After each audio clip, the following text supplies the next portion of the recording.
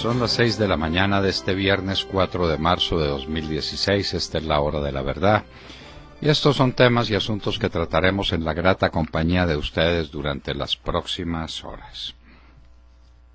El 2 de abril será la gran marcha de la inconformidad del país con lo que le está pasando, con un costo de vida que supera todas las previsiones y que dificulta inmensamente el que las familias más pobres de Colombia puedan sobrevivir, el costo de vida.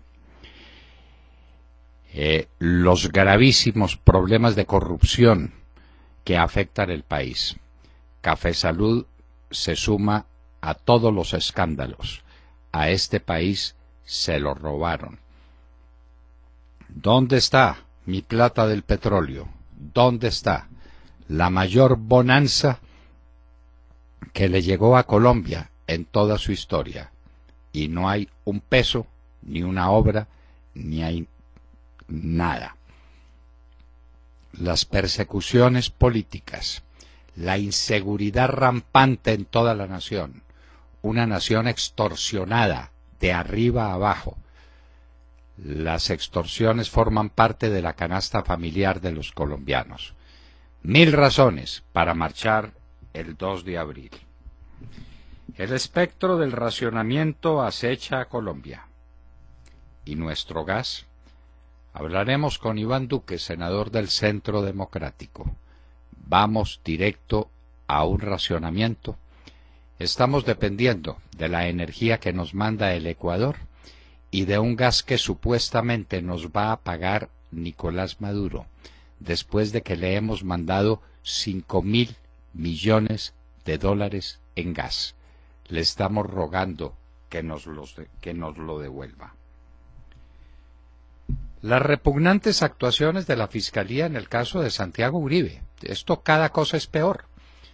Hoy aparece con que el fiscal le filtra al diario El Tiempo el proceso, para que El Tiempo haga un escándalo sobre eso. Las filtraciones. Hablábamos con Jaime Granados, el abogado de Santiago Uribe, que decía que había muchos temas que él no podía revelar porque formaban parte de la reserva sumarial. El abogado de Santiago Uribe se tiene que quedar callado, pero el diario El Tiempo no, porque se recibe por línea directa el proceso para publicar lo que le da la gana. Una conversación que el bandido del mayor Meneses le saca al coronel Benavides y que acomoda como le da la gana. Una conversación del año 2009. Es la pieza definitiva para que 7 años después se ordene la captura de Santiago Uribe. 7 años después, cuando está su hermano, el presidente Uribe, en los Estados Unidos, cuando está el Centro Democrático librando las grandes batallas políticas que está librando, cuando la nación está quebrada, en el momento estratégico estalla el escándalo. 7 años después de una grabación cuya autenticidad nadie conoce y cuyo contenido no tiene la menor importancia. 2 personas, 2 terceros, donde una dice que Santiago Uribe los va a respaldar en no sé qué proceso, y la prueba es que el proceso salió bien. Esa es la prueba de que Santiago Uribe intervino. Por Dios, qué vergüenza de la Fiscalía y qué vergüenza de que la prensa colombiana se preste a estas cosas. La violación es un delito en Colombia. ¿Aquí quién lo cometió? ¿Para cuándo es la paz? ¿No nos volvieron a contar? La última noticia es que ya se pusieron de acuerdo las delegaciones soberanas, las altas partes contratantes, Lorrano con un grupo de bandidos, de secuestradores, narcotraficantes, en cómo continuar las conversaciones. Mientras tanto sigue la pedagogía de la paz. El departamento del Cauca se lo tomaron.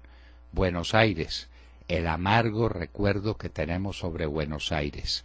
11 soldados muertos. Ahora, los bandidos, el Pachochino y otros sinvergüenzas de esos, haciendo pedagogía por la paz a los que mataron a nuestros soldados. Esa es la paz de Santos. Y a propósito, la Mesa de Unidad Nacional da una declaración en contra del Centro Democrático, diciéndole que no incendia el país. No hay problema ninguno. Les meten a la cárcel a todos sus dirigentes. Los persiguen de la manera más impiedosa, más inclemente. Hacen lo que hacen para silenciarlos. Pero eso sí, hay que guardar calma.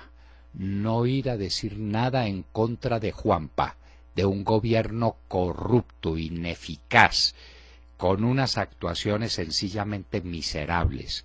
Esa pedagogía para la paz, con los generales en Tolemaida, esto no tiene antecedentes. Este es un tema eminentemente político, señores generales, y a ustedes los reúnen para aplaudir al presidente Santos porque el que no aplauda se va de baja, ¿no? Es más o menos así. El que no aplauda tiene que pedir la baja. Y entonces lo que tienen que aplaudir, ¿qué es? ¿Por qué no publican qué fue lo que les dijeron? Ya que publican la foto, ya que publican los aplausos, ya que los publican a ustedes haciendo venia a un jefe que no obra como su comandante supremo, sino que obra como un político, haciendo política barata para entregarle el país en manos de quienes han sido los enemigos de ustedes durante 60 años. Los que han matado a quienes fueron sus superiores, los que asesinaron a sus compañeros de armas, es a ellos a quienes les están entregando al país con el aplauso de ustedes, y el que no aplaude se va de baja. Obama renueva emergencia nacional sobre Venezuela, porque Venezuela no está cumpliendo ninguno de los compromisos que tiene en la lucha con el narcotráfico, pero que va por Dios, si es el gran punto de partida de toda la cocaína de Colombia. Ahora, lo que uno no se explica es cómo no incluyan a Colombia dentro de ese grupo cuando está dedicado a estimular, a impulsar, a proteger el negocio de la cocaína y de la heroína, que se volvió un problema de salud pública en Colombia y que es un problema de salud pública en los Estados Unidos. ¿De dónde sale la heroína? De la amapola. ¿Dónde se está sembrando? Aquí, en Colombia, con la plena complicidad de Santos, que no está cumpliendo su deber. 2 zonas para despeje de las FARC, no solamente las del Cauca. Y entonces es para que hagan pedagogía entre sus tropas. La terminología, la guerra. ¿Esto es una guerra? Lo que supone que las FARC son un ejército y un grupo de bandidos, de canallas, una cuadrilla de narcotraficantes. A eso lo llaman las tropas de las FARC. Lo primero es ablandarnos con la terminología. Es un truco viejo, harto conocido. En enero caen las exportaciones el 36.6%.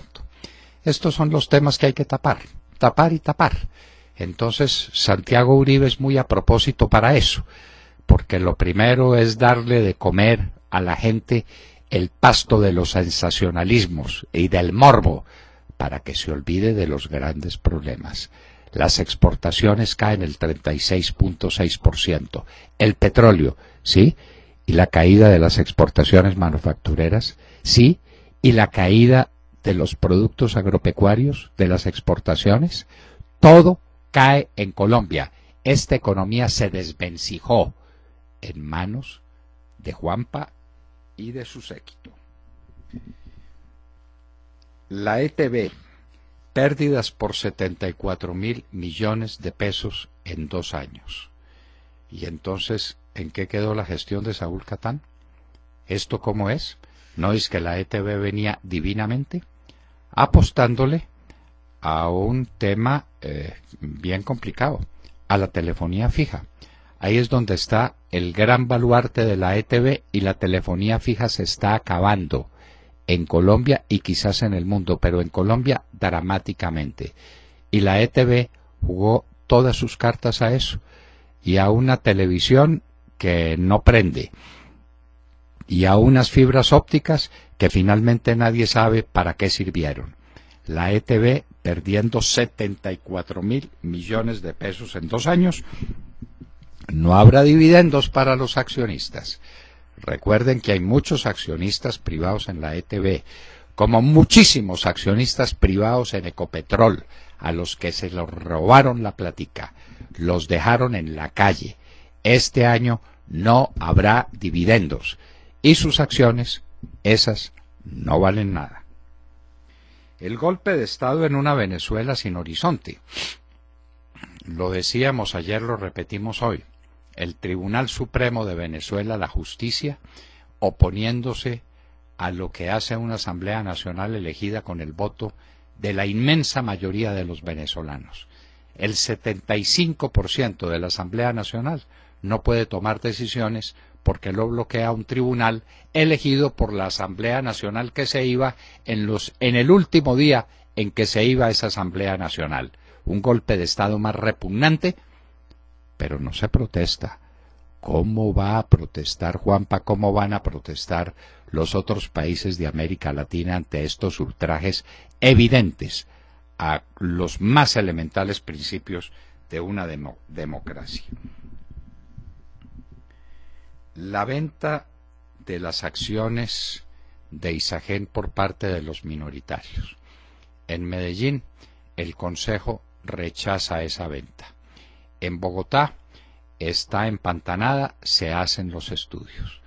Quieren condenar a las empresas públicas de Medellín a quedar de accionista minoritario de un mayoritario que no se sabe quién es, que es que las acciones están muy baratas y que se van a valorizar, sí.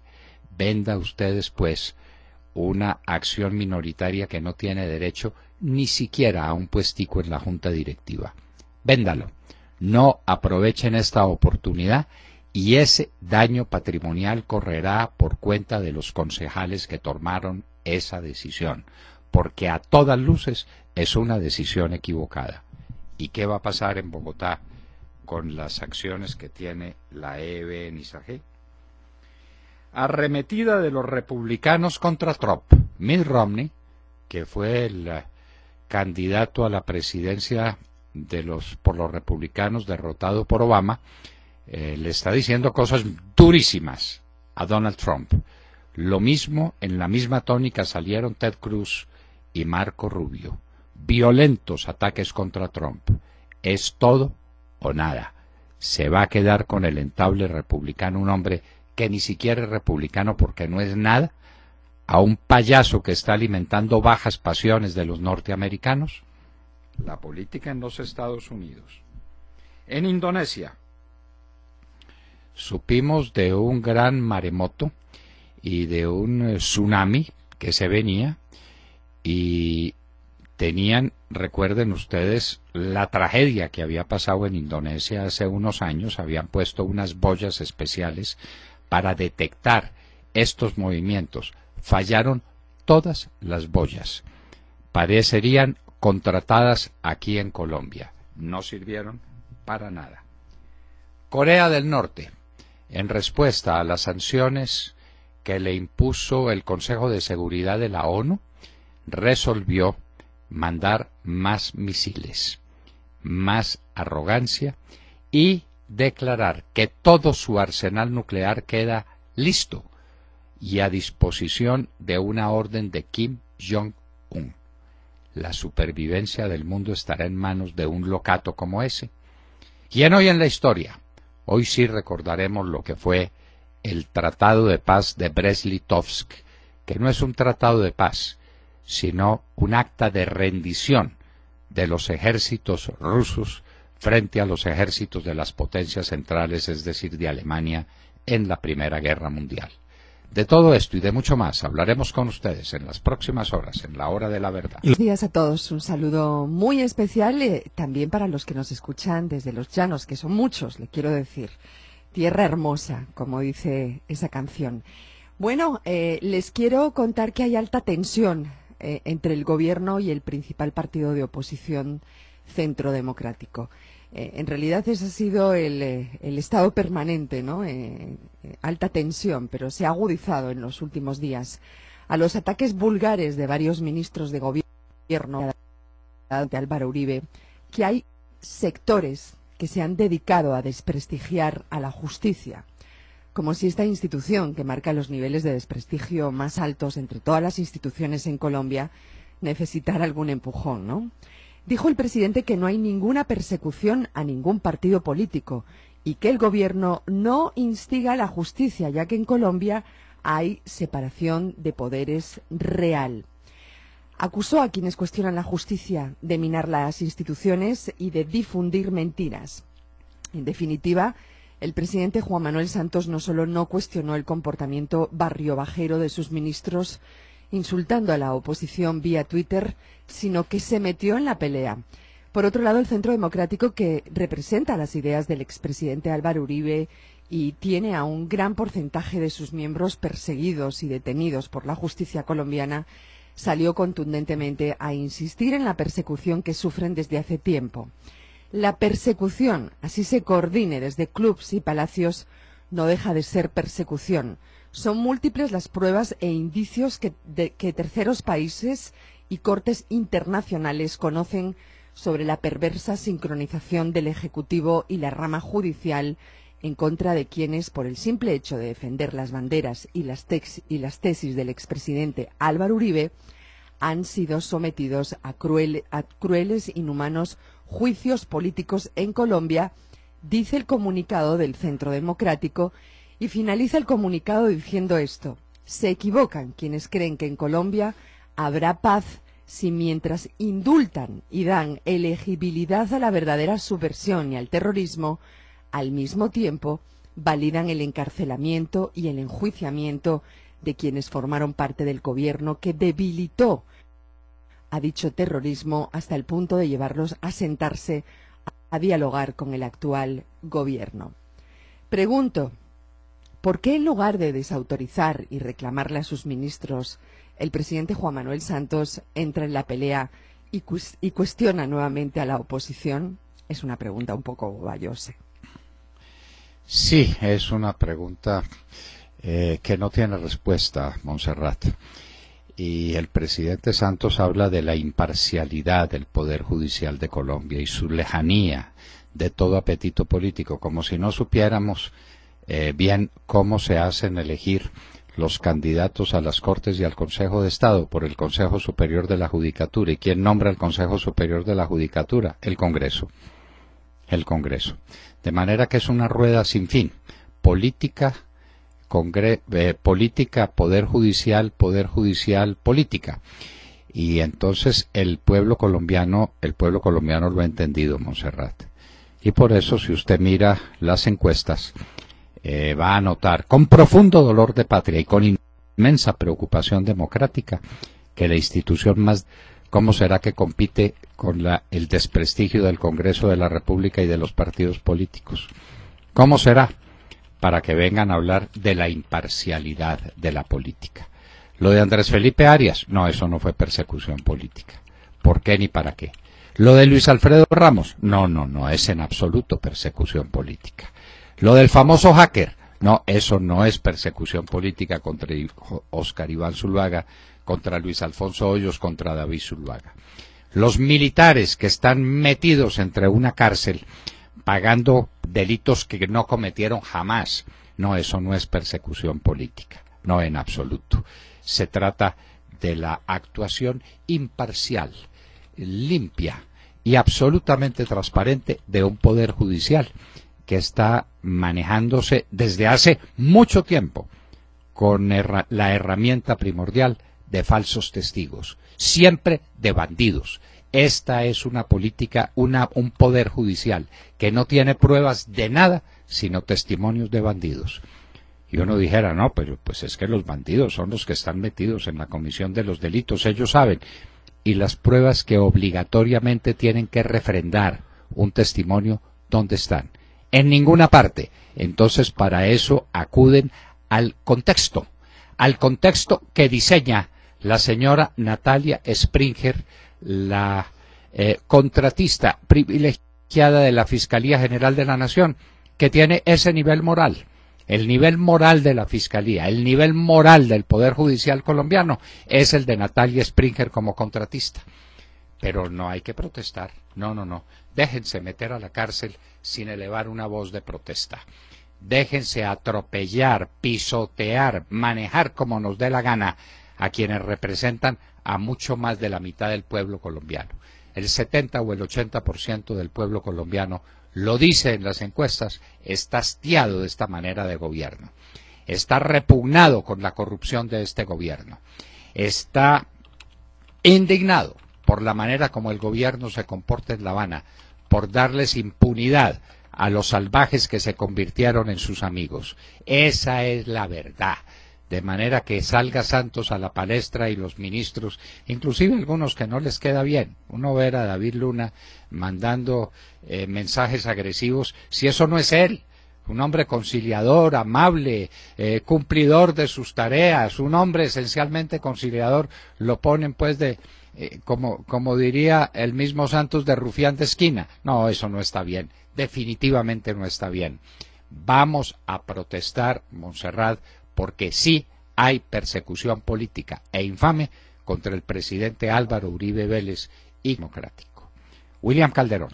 Doctor Londoño, buenos días Colombia, gracias por invitarnos a sus hogares y a sus vehículos. Hoy es viernes 4 de marzo del año 16. Son las 6:27. El ministro de Defensa, criminales de las FARC, en el mismo sitio donde habían asesinado a los 11 soldados de la patria y ya van más de 30.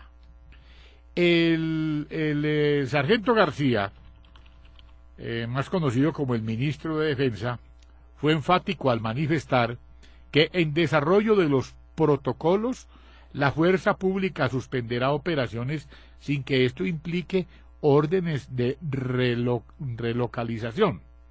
En todo tiempo la fuerza pública mantiene la plenitud de su capacidad de reacción en caso de urgencia.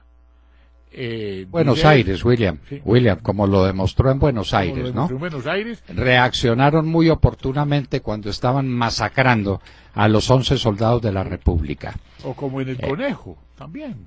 Sí, como en Conejo también reaccionaron muy oportunamente. Para la seguridad ciudadana o la soberanía nacional, en áreas donde se realizan temporalmente las actividades. Mientras tanto, el camarada bolivariano Juanpa se hace aplaudir en Tolemaida por los arrodillados generales, quienes se entregan su honor por unas medallitas. Doctor Londoño, ¿en qué queda la imparcialidad de las debilitadas fuerzas militares? ¿Dónde están nuestros héroes de otrora? ¿Dónde está el general Canal, Harold Bedoya, Landazábal Reyes, a quienes hoy añoramos? Bueno, no es por unas medallitas, William, es por unos soles. Es que el que no aplauda se tiene que ir. Ya, y se los dijeron expresamente. Los que no estén de acuerdo con esta política, porque es una política de entrega del país a las FARC, se tiene que ir de las fuerzas militares. De manera que allá reunieron generales, allá reunieron otros mandos militares a escuchar un discurso de Santos, y el que no aplaude se va. Entonces todos prefirieron aplaudir. De manera pues que en eso estamos. Qué dolor de patria, qué dolor de patria. Ay, la falta que hacen los generales. Usted no mencionó al general Cifuentes, que prefirió pedir la baja sí, señor, antes que rendirle órdenes a un corrupto. Bueno, esos eran generales de otra época, esos eran hombres distintos. Ángel Henao. Doctor Londoño, muy buenos días y muy buenos días para todos nuestros oyentes. Y hoy seguimos hablando de Corea. Ayer les contábamos que el dictador norcoreano Kim Jong-un había ordenado el lanzamiento de unos misiles de corto alcance hacia el sur de su país, hacia el mar de Japón, para intimidar a la comunidad internacional luego de las duras sanciones impuestas por la ONU. Pues sigue haciendo noticia este líder norcoreano, quien dijo ayer a los jefes militares de su país que sus armas nucleares deberían estar listas para usarse en cualquier momento. Estas son las palabras que emite la Agencia Central Coreana de Noticias. Escuchen, debemos estar siempre listos para lanzar nuestras armas nucleares en cualquier momento. Esta agencia es controlada por el gobierno y obviamente tiene una línea bastante oficial. Según este mismo medio estatal, Kim Jong-un anunció además que revisaría la política militar de Corea del Norte, de manera que esté preparada para lanzar ataques preventivos a lo que llamó a una hostigación gángster por parte de los Estados Unidos. El jefe de gobierno dio estas indicaciones durante unos ejercicios militares en los que también dijo que los enemigos de Corea del Norte estaban amenazando la supervivencia de la nación. Y este discurso se difunde después de que el miércoles el Consejo de Seguridad de las Naciones Unidas impusiera nuevas severas sanciones a Pyongyang en respuesta a la prueba nuclear que Corea del Norte realizó en enero y al lanzamiento de un cohete en febrero. Y bueno, pues así las cosas, creo que la comunidad internacional se está dando cuenta que no puede seguir subestimando a Kim Jong-un. Recordemos que por su particularidad, personalidad, se le ha tratado de ridiculizar un poco y de intentar ver como una broma todo lo que hace. Lo cierto es que tiene una gran potencia militar y podría significar un peligro para el mundo entero. Kim Jong-un, un locato que tiene un arsenal nuclear capaz de causar una destrucción sin antecedentes en el mundo. Esa es la verdad. Y tengamos cuidado con los cables internacionales para que no digamos, por ejemplo, hostigación. Se dice hostigamiento, de manera que tengamos ese sedazo idiomático, aunque el idioma parece que vale tan poco últimamente. Sergio Gel. Doctor Londoño, muy buenos días para usted, para todos nuestros oyentes. Abrimos la mañana revisando las cifras de comercio exterior del país, esta vez por cuenta de las que entrega el DANE con respecto a las exportaciones colombianas, exportaciones que están a la baja. ¿Y están a la baja de qué manera? Según el DANE, las exportaciones en enero cayeron en 36,6%. Por grupos, las caídas fueron así. El grupo de los productos agropecuarios, alimentos y bebidas cayó en 30,7%. El grupo de combustibles y productos de las industrias extractivas cayó en 46,9%. El grupo de manufacturas en 17,6% y el grupo denominado otros sectores en 22,6%. Del grupo agropecuario, el mismo que incluye alimentos y bebidas, llaman la atención las caídas en las exportaciones de café en 44,3%, de bananas en 31,5%, de flores en 31% y de azúcar en 63,9%. En el sector manufacturero las exportaciones están en un muy mal momento. Esto solo demuestra que los famosos PIPE 1.0 y PIPE 2.0 no sirvieron para nada distinto que para hacer demagogia con la industria de nuestro país, una industria que está cada vez más diezmada por cuenta de la desbandada de empresarios que simplemente ya no quieren hacer sus negocios desde Colombia.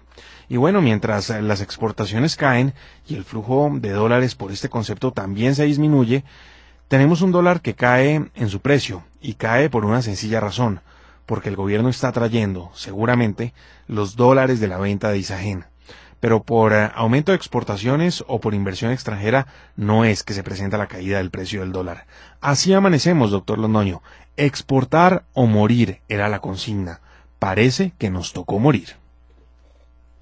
Parece que sí. Esta economía se vino al piso. Y la caída de las exportaciones es una de las señales más dramáticas de este deterioro general de la economía colombiana. Y nos vamos a los Estados Unidos porque el martes pasado fue probablemente el momento definitivo en la contienda por las nominaciones a la presidencia de la República. ¿Qué nos cuenta Cristina Londoño? Buenos días, Cristina.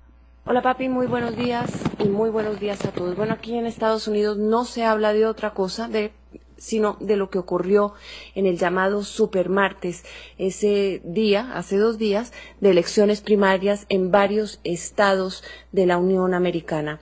Vamos a hablar sobre todo de la contienda republicana en que Donald Trump definitivamente aplastó, ganando 7 de los estados. Ted Cruz ganó 2, Texas, su estado, y Ohio, y Marco Rubio ganó en Minnesota. Sin embargo, la conferencia de prensa de Donald Trump fue en Mar-a-Lago, en su hotel de lujo en Palm Beach, se veía más presidencial según analistas, lo hizo con varias banderas estadounidenses a su espalda y fue una conferencia de prensa mucho más pausada en que estaba tratando de verse mucho más presidenciable.